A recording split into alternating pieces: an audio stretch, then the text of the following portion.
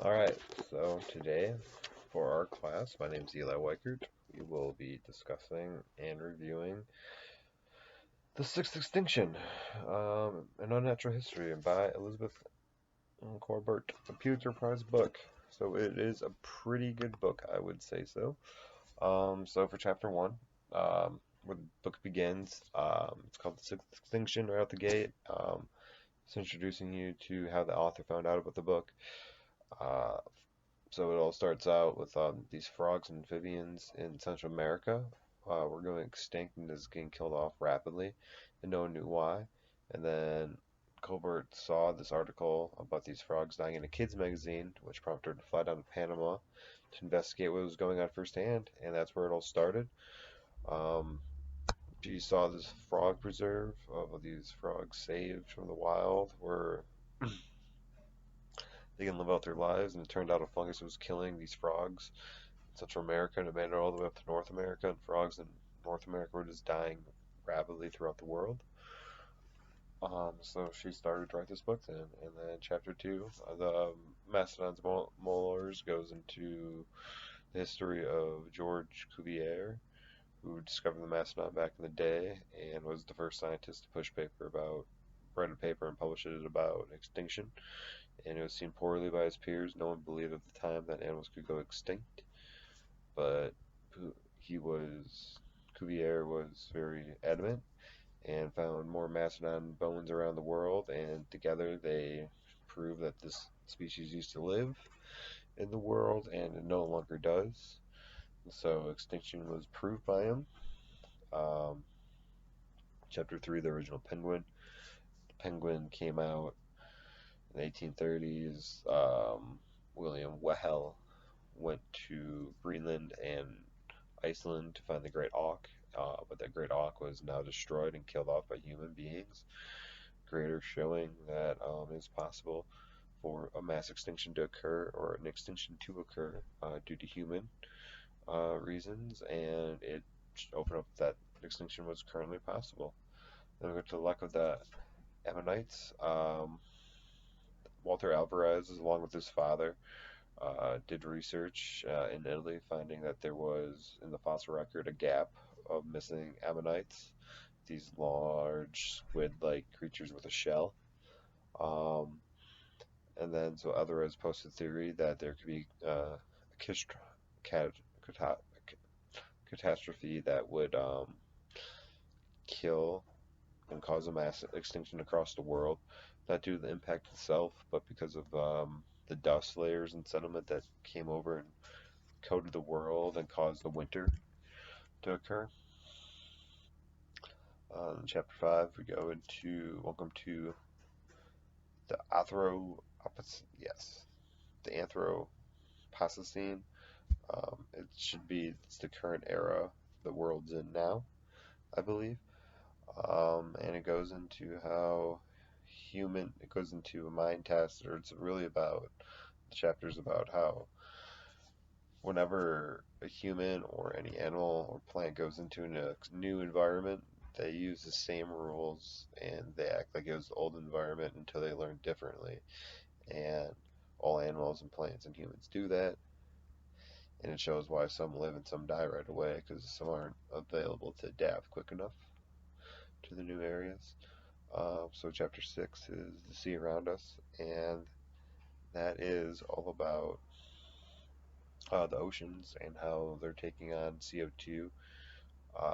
Colbert believed that the oceans used to be a lot more acidic than they are today, and she believes that the oceans can take all the CO2 they're taking in right now because of all the greenhouse emissions, but it is rising, making the ocean become acidic too quickly, and the sea life has not been able to cope with that, and that's where we might see a lot of extinctions going in the ocean because shellfish won't be able to live, and that would kill more than just the shellfish.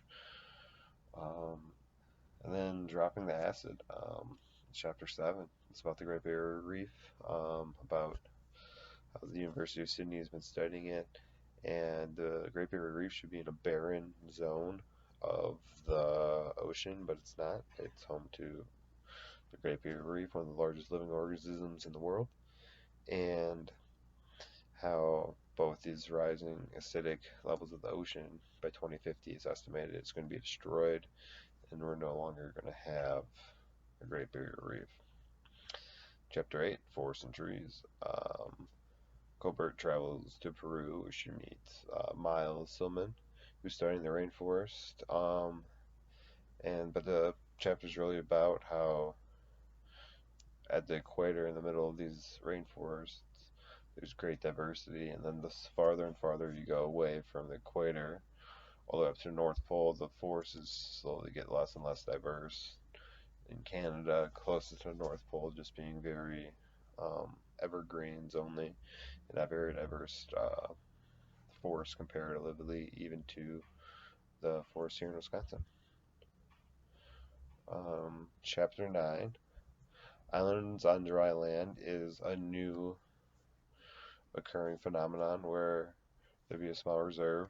There's this one reserve, 1202, which is about 25 acres in Brazil, and it's a beautiful rainforest. That's only 25 acres, and it's completely surrounded by like fields and shrubs. And so it's a small little, its own little community, and it's not sustainable for life though because species are going extinct from there rapidly. An example with the birds is so in a large forest that's thousands of acres, you can have more than like say in the 25 acres of nests of birds. So there's only 25 nests in that one 25-acre span, and one nest gets destroyed by a carnivore that wants the eggs. That's a 10% loss of all bird the bird eggs in that area in one event. So over the span of time, the population will not be sustainable, and so the birds will die off or move on. Um, Chapter 10 is about the new Pangea, is what it's called. Pangea is being the super large landmass continent. But now the world is all separated into its 7 separate continents, but it's all one continent in the way of humans travel and how humans carry and bring intentionally and unintentionally fungus and animals with them on all their travels. So there's no longer great oceans dividing nature's ability to travel. Um, Chapter 11 is about it's called The Rhino Gets an Ultrasound. It's about large mammals being held in captivity and not being able to really reproduce themselves back into a healthy rate, and how the death of large mammals is due to humans, since large mammals have no natural predators except for humans, and we compete with them on the resources of land as well as hunting them. So it's humans' fault that the great mammals are dying. The Madness Gene is chapter 12. It talks a lot about nomads and humans, or Neanderthals and humans, and how they're very closely related. And it's most likely that the reason why Neanderthals ceased to exist was because humans bred the Neanderthals out, and we took them over because we had better gestations, and we bred with them. Chapter 13, The Things of Feathers. It goes, Colbert, the author, she goes to San Diego, where she finds out about a frozen zoo, and the frozen zoo is just collecting all extinct or almost extinct DNA of animals with the hopes to one day bringing them back to life. So that was my quick review of what went on with all the chapters, but yeah, it's a good read.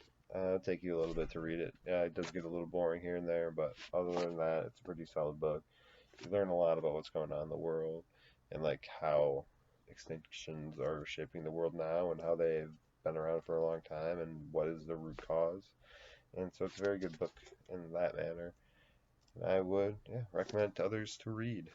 This is Eli.